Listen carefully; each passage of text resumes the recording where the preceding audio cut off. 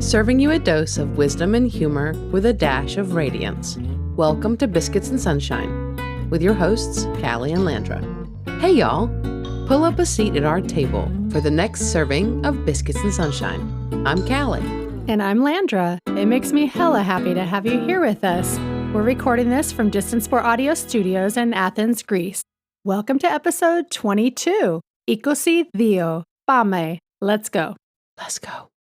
On today's episode, we're discussing the theme of birthdays because this coming week, Callie and I are both celebrating our birthdays. Happy birthday. You heard right. We are both celebrating our birthdays. We are both born on January 26th under the Aquarius sign.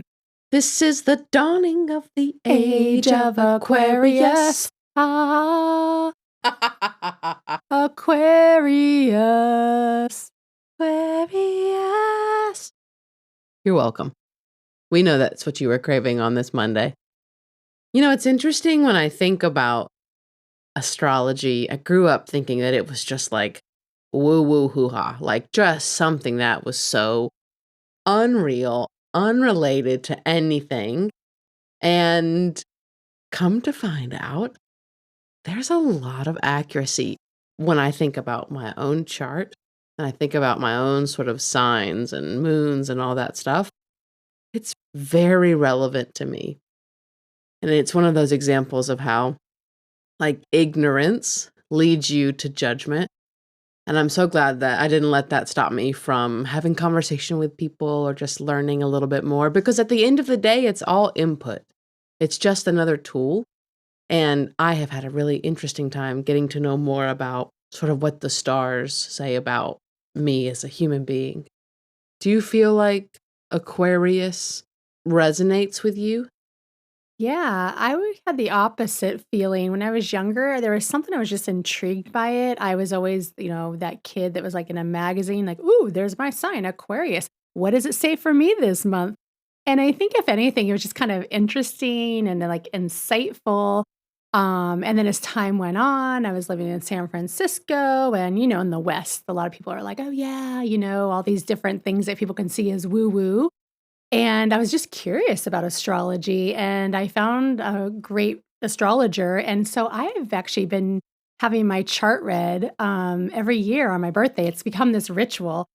And I just find it to be so insightful. It just, some things we could overly identify. I use it more as like, oh, yeah, that does ring true. Or like, oh, I never looked at it from that perspective. It's more like continuing to learn about myself as I move through the world and interact, just kind of based on what I guess you say the stars say.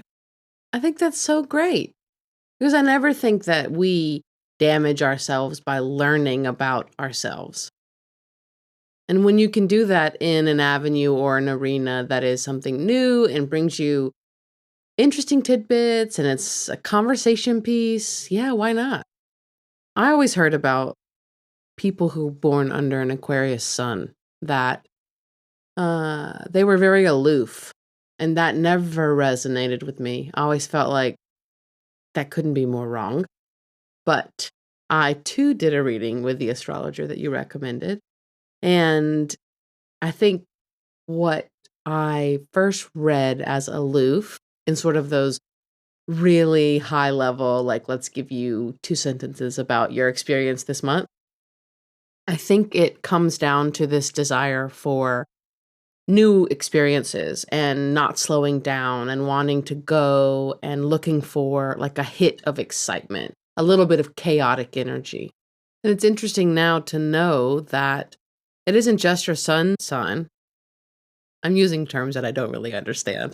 It's not just your sun sign, though. It's about sort of all of the planets and the stars and their placement at the time you were born and how they influence each other. Yeah, it's like a snapshot of time. If you look at the universe and all the planets, the year and the time, the date you were born. One of the things that I found super interesting, well, several of the things that I found interesting during my reading was that Mercury is not far from my sun. And Mercury is the planet of perception and writing and creativity and communication. Oh, hello. I mean, I don't think you could get more accurate when I think about myself. Aw. And in a way, like, don't you kind of sense that gives you a little more permission to lean into those things? Absolutely. Absolutely. I have like an interesting push and pull between two other planets and my sun. And it's like this too much and not enough feeling, which I always felt growing up. And like this desire to go very deep. It's like I mentioned Sedna as the mermaid planet. And how many freaking times have I said I was a mermaid in a different life? That's really funny. You have Because I love the water, I love to go deep. It is something that really in my body resonates. And so when she said that, I was like, gonna take that note. It's just interesting. I've really enjoyed sort of exploring more about astrology and suns and moons and all of that. I love it. I really love that you so embraced it. Thank you, Rebecca. Thanks, Rebecca. Rebecca is the Wild Witch of the West, based in the SF Bay Area, but she's also does a lot of stuff online. That's how Callie and I have had readings with her all the way from Greece. What you said about the tension, that's interesting because I think when I loved looking at astrology when I was younger, I only knew the sun signs. So I didn't realize the sun is kind of what you portray outwardly, but then the moon is more like your internal workings. And it's interesting. Mine is a Cancer moon. It's watery. And then I have the air in Aquarius. And for me, both these signs, there's a little bit of opposition. There's like this want and desire to kind of contain and kind of be quiet and reflect. And then there's this other Aquarius that wants to be out and wants to seek novelty and don't tell me what to do. I want to explore. And I too feel those tensions living inside of me. And what's interesting is just more of a learning of how to navigate each of those areas, how to lean into other areas, how to give myself permission, how to pull back, how to course correct a little bit. So, yeah, it's another tool in the toolbox of life. Something you said earlier really resonated with me about giving yourself permission. Because my moon is Sagittarius, and Sagittarius is a very like traditional moral space for a moon to be. And I feel like I have a more traditional understanding of the world and this craving for stability in juxtaposition to a sun sign that wants novelty and adventure and moving and chaos. So, in some ways, this internal struggle I felt, it sort of gives me a sense of, oh, there's nothing wrong with me. It's just how do I allow these two pieces of myself to coexist? Yeah, I love that. And it's just, I'm sitting here thinking now, I'm like, could you have thought that this Alabama Callie moving to Greece was going to meet the San Francisco Landra and was going to be like, yeah, let me learn about astrology? Never, never. And it makes me think back to when we met. It's so lovely. You and my husband Alex met online, not online, on a WhatsApp group. We met up, we made a coffee date, and all of us really enjoyed one another's company. And I literally was like, oh my God, we have a friend. We made a friend because it was like 2021. We like show up, we have masks. Callie is like, hey, I got a table outside just in case. It's January, but we're still sitting outside. I hope that's okay. Yeah. So anyhow, fast forward, we're like, oh, Instagram friends. Absolutely. I sit down. It is my birthday, January 26th, and I scroll and I see, oh, Callie posted something, my new friend. Click on it, and she said something about my birthday. So I immediately send her a message. I'm like, wait, hold up. Is today your birthday? She was like, yeah, January 26th. I'm like, shut up. It's my birthday too. Shut up. Like, oh my God, it's my birthday too. So crazy. Such a crazy moment of synchronicity. I know. I love it. And so I Googled something just to kind of find out about this. And it was interesting. It said that 15 million people celebrate a birthday daily.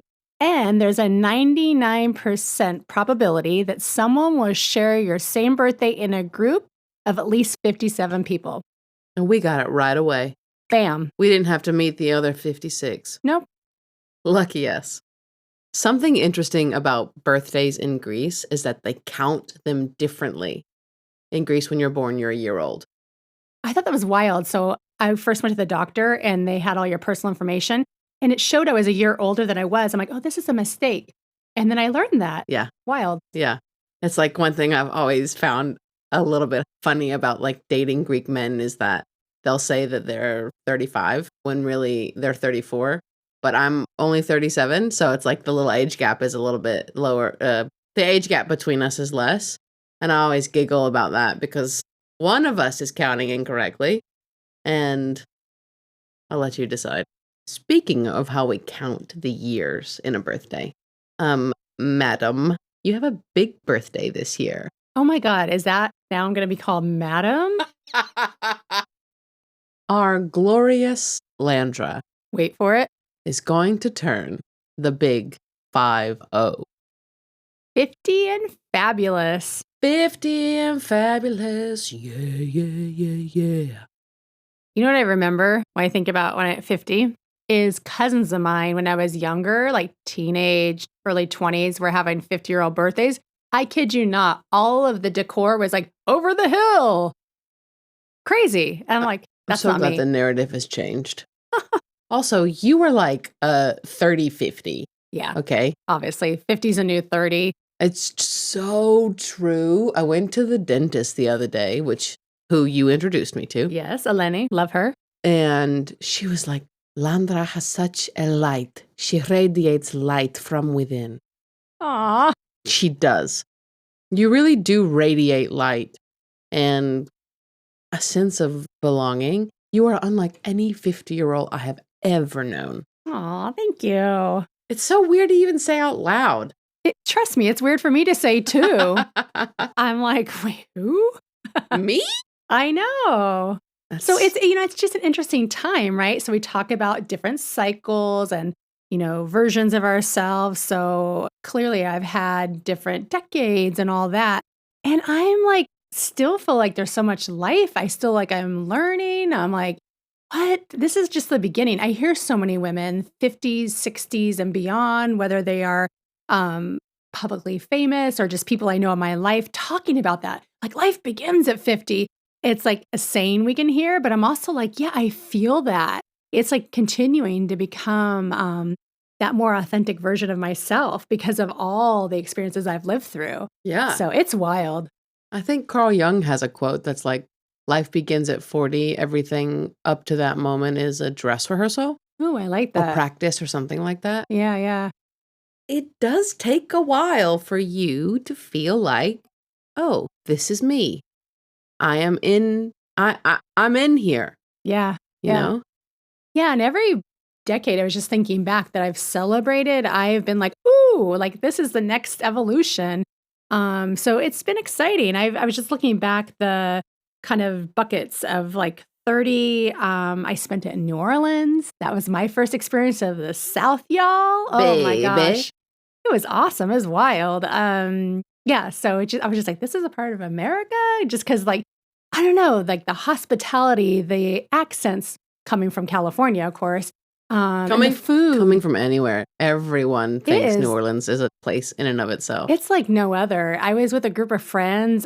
This random thing happened. There was a movie being filmed down there. Got to be an extra in a film with Zooey Deschanel. So that was a memorable birthday. Very cool. Yeah.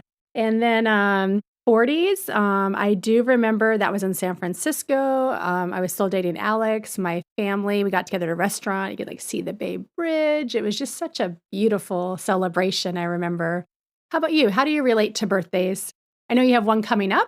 Obviously, we've talked about that, but it's not like a big decade, but it's still another year. I don't feel any type of way for my own birthday. And if I did feel anything, maybe it's a little like, oh, okay, another one. But I'm really happy to grow old because the alternative is way worse. But I love birthdays in general. I'm one of these people that advocates for like a week or a month of celebration. Yes. Because I think each of us is so worthy of celebrating. Yeah, agree. Actually, I kicked off my birthday celebrations in December. I had 2 great girlfriends. We had all met in Buenos Aires, Argentina. So we were celebrating 15 years of friendship since then and realized that one of them had celebrated 50 last year. The other one celebrated 40 last year. And then I was upcoming with 50. So we're like, No brainer. We have to get together and celebrate this. How lovely. Yeah. I love the tribe of women that we cultivate throughout our years. I love birthdays. I'm not a big celebrator of my own birthday, unless like someone does something. I'm never going to stop someone from celebrating it, but I'm not also going to say like, hey, let's get together. Because I don't know. I have a problem being the center of attention. Because I love being the center of attention, but I also don't. Which is so weird. My 30th birthday, I spent in my apartment in Atlanta, and I ate Easy Mac for dinner and had peanut butter ice cream. It was like a homage to childhood.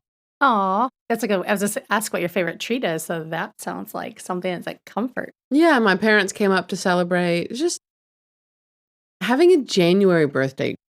Tell me if you had the same Mhm. experience. Having a January birthday was really nice because we were always in school before it.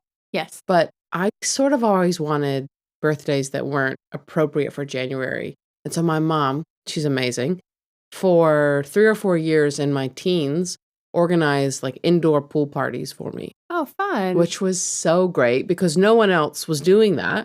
No one else's mother was as cool as mine. And we started a trend. It was such a great way to spend a January birthday, something that I feel like gave people a hit of excitement. Speaking of that, Aquarius, it gave us that hit of excitement we needed in the middle of the winter months. It was just such a great memory for me. I love that. Yeah, I remember being like, "Oh, it's cold." But with global warming, in one of my 40 years, Alex and I were in Calistoga up by Napa, and it was warm, and we were by the pool in a bathing Oh suit. my goodness. That was a random year, but also like, whoa. Yeah, I know. You're looking at me like, oh, I'm like, uh-huh. Yeah. The first winter that we spent here, right after we met, was that big snowstorm that shut Mhm. the city down. And I was That like, was a birthday to remember. I got my residence card. I came home and the snow came down hard and fast, and we were stuck indoors for like 2 days. yeah, like no one was moving in the center at all. I mean, and it's rare, I think, for the center of Athens to have snow. And it hasn't really happened again since then Mhm. in our time. Yeah, the other memory that comes up about birthday celebrations when I was younger, under 18, was our birthdays are always really close to Super Bowl. Mm, So my parents would have family Super Bowl parties, and then at halftime, happy birthday to Landra. Everybody gather. Let's get the cake, get the candles. Let's go. that's Yeah, hilarious. yeah. So I always remember. I was born at 1201 on the 26th of January, and it was the Monday after Super Bowl Sunday Oh, okay. in 87. Thank God my dad didn't care about football because he was at the house with my mom all the day before. Well, would you look at that? 12-year-old Landra was blowing out her birthday candles, and you just came into the world. Isn't that It wild to was think? Because crazy. at this time, I'm like, oh, yeah, there's an age difference. Like, it doesn't feel that way. But when you like put Say it in the those terms, numbers. yeah, put it in those terms of like when I was this old, you were this old. It's like, wait, what? Yeah, it's crazy. People always say age matters less the older you get. And I don't think I've ever seen it be more true than in my female friendships. Because we had a get together not too long ago with a group of friends, and we're all at different phases and stages of life, and yet we're all experiencing the same thing. Mm-hmm. Age is not the unifying factor, it's how you approach the world, it's how you see things, how you relate to people, it's how you understand yourself. It's the desire to go deep. That's what connects us.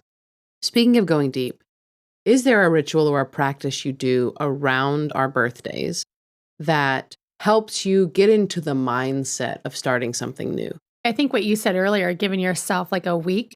I, at some point, working, maybe it was like mid 30s or the early 30s. Oh, yeah, it was probably after Argentina. I think I was in this, it's all about me now, take care of me. And I was like, I don't care when my birthday falls, I'm taking the day off of work. Yeah. Yeah, so there's that. And then I love a good spa treatment. So, yeah, I used to book spa treatments for me. I haven't recently, but I try to give myself like a week to celebrate and just do things that just really refresh me and just are all about like loving myself. Yeah. That's so great. How about for you? I don't have a ritual, but one thing I've been percolating on is doing like a year of writing.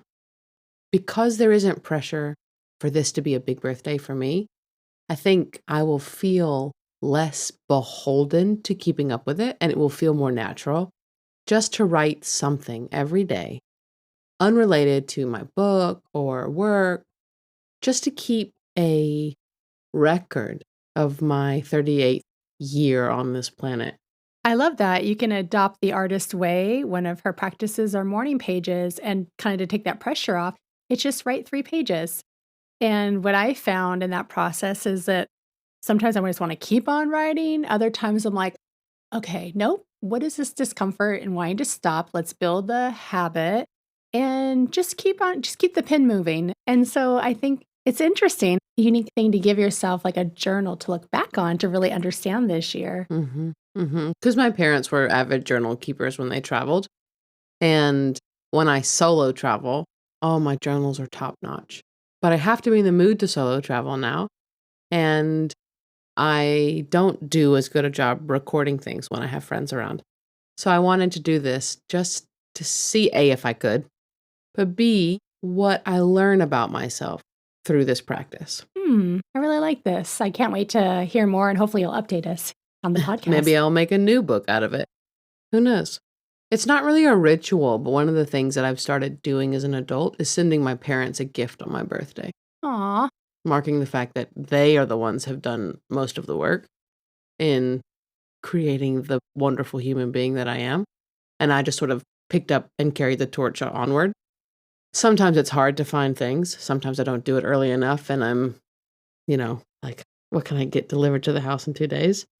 But I have found, like, now I have like a repertoire of things that I know they really enjoy. And I can pick, like, what did we do last year, the year before? Okay, they haven't done this in a while. Let me send this. And they forget. They still forget. So when it shows up, it's always like this little, or maybe they pretend they forget. My parents are so great.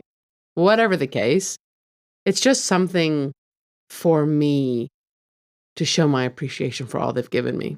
that's so special. Because when you think about it, my mom did all the work on my birthday. Yeah, yeah. No, I think about that. I've definitely over the years tell my mom happy birthday on my birthday because it was her birthing day. Mm-hmm. And I've done that for my girlfriends too, and having children, reminding them. And they're like, wait, what do you mean? They're like, oh, yeah, yeah. A lot of work. Yeah. So you mentioned keeping a journal. Curious, do you have any idea about what you hope to accomplish in this 38th year or by the time you turn 39? Like for me, I really was like, I don't really know what that is. But in the spirit of having gone back to Greek school, I hope that I can hold a decent conversation that it uses the present, the past, and future tenses. So that's one of my little goals this year. I have no doubt that you'll be doing that in no time. Oh, we'll see. It's fun though, right? It is. To be It back is. in class. Yeah. That was a personal thing. And then it's funny, my mind went to automatically like work, accomplishments in that realm. And I'm like, no, like, why is that the only thing I think of? I'm in this big transition phase in my career. I think it's sort of been happening for a while, but it's coming to a head. There have been some forcing factors that I've experienced that are making me choose a path, which I've needed to anyway. So it's a sign, and I'm taking it as a good step forward. I would like more clarity and more enjoyment from my work in 2025, in this 38th year. And for that work to really align with what lights me up inside. And if I can add to that, I was thinking about what are each other's birthday wishes for the other. My birthday wish for you is that you attract the partner that is loving, generous, and as ambitious as you are. Thank you, Feeling. Yeah. I appreciate that. You deserve it. And I also want you to continue nourishing your creative endeavors because I know you are going to be a great success. Gosh. Aw. I didn't expect I was going to make you cry. Cry everything these days. No, I mean, it goes back to what you said in the previous episode about being all the lights are turned on. And so I have no doubt that it is like you are that lighthouse. So now it's like, all right, the coordinates are up. He's a coming. From your mouth to God's ears. Yes. My birthday wish for you. It's funny that you just said lighthouse because I feel like that's sort of what you are. Mm. And my wish for this year for you would be that you wholeheartedly embrace the opportunities to share that light with others. Mm. Because you've done such amazing work to prepare for this, Mhm. to be ready for the next phase and the next step into that bigger energy and that broader reach, because the world is ready for you and they need you. Mm. If you Now we're see both crying. No, if you see me, I'm just like she's talking to me, saying the words that you're all hearing, and I had eyes closed because I literally was, like, trying to absorb the words and really not deflect and go, "No, no, oh, no, no," like, let it soak into my everything. Yeah, thank you. I was We all need to be reminded of that. Yeah. I was just saying the other day to a mutual friend of ours how much when I leave meetings, coffee dates, whatever with you, I feel so light. Mm. I cannot think of a better word. Light in both spirit, Mm. because I've been able to sort of lay down some things that we've talked through, but I feel light in a visual sense as well, because our conversations always help me refocus on passion and creativity and purpose and Mm. all of the things that, as a lighthouse does, calls you forward in the safest path. Oh, I love that, and it was making me think about, being able to kind of come back to your own light, It's true. because we can get lost in our own spiral in our own head and all those, like, dark places and not enoughness and stuckness and yeah, and so thank you so much, and I think what it's also resonating with me in this moment, like, they talk about so often that when things get hard, it's actually the most positive, light people you actually need to check on, Mm-hmm. and I feel like it's true. Yeah. Yeah. It's interesting we started this episode talking about sun signs and moon Yeah. signs because on a previous podcast, I mentioned this quote, sometimes I am the moon, sometimes I am the sun, but I am always the light. And I think for this year, if we both embrace our whole self, then that amplifies the light even more. Oh, I have chills. That's so beautiful. What a great way to end us. So happy birthday to us. Happy birthday to us. Thanks to each and every one of you for being here today to celebrate this new year with us. Our families, our friends, and our ever-growing tribe of people who see the world full of light. We thank you for your support, and we're so happy you're here. Also, a big shout out to Alex at Distant Sport Audio for his technical sound expertise. Our hope for you this week is that you find reasons to celebrate you every day. If you love what we're serving up, be sure to subscribe and rate us on your favorite streaming platform. Also, head over to Instagram and give us a follow at Biscuits and Sunshine, all spelled out. We'd be so honored if you shared this podcast with a friend or maybe a birthday twin. This is Biscuits and Sunshine with Callie and Landra.